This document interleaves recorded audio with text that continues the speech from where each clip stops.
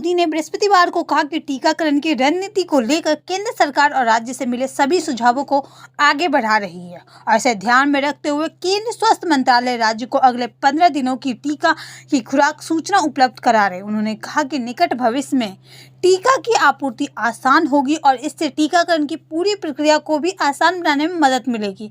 प्रधानमंत्री video conference के माध्यम से छत्तीसगढ़, हरियाणा, केरल, महाराष्ट्र, उड़ीसा, पुडुचेरी, राजस्थान, उत्तर प्रदेश, पश्चिम बंगाल और आंध्र प्रदेश के जिले अधिकारियों और जमीनी स्तर पर काम करने वाले से संवाद कर थे। ज्ञात हो कि महाराष्ट्र और उत्तर प्रदेश सहित कुछ राज्यों में कोविड-19 मामले तेजी से बढ़ रहे हैं।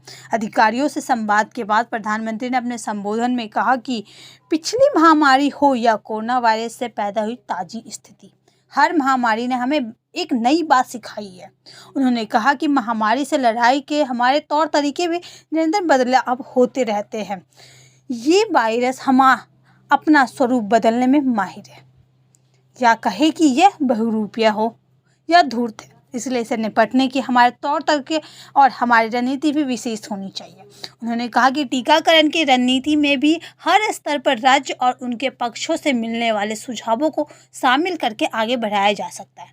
प्रधानमंत्री ने कहा कि बीते कुछ समय से देश के विभिन्न अस्पतालों में मरीजों की संख्या कम होने लगी है, लेकिन जब तक ये संक्रमण छोटे स्तर पर मौजूद है तब तक चुनौती बनी रहती है। उन्होंने कहा कोविड महामारी की दूसरी लहर के बीच वायरस के स्वरूपों की वजह से अब युवाओं और बच्चों के लिए ज़्यादा चिंता जताई जा रही है।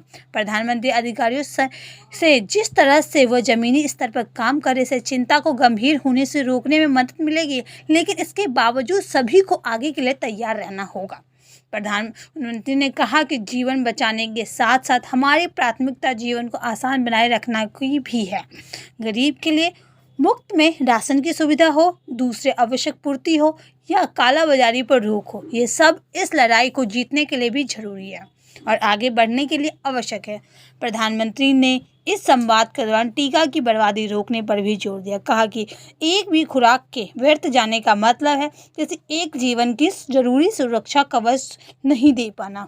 उन्होंने कहा इसलिए टीका की बर्बादी रोका जाए। ओम लाइव न्यूज़ की ये खास रिपोर्ट।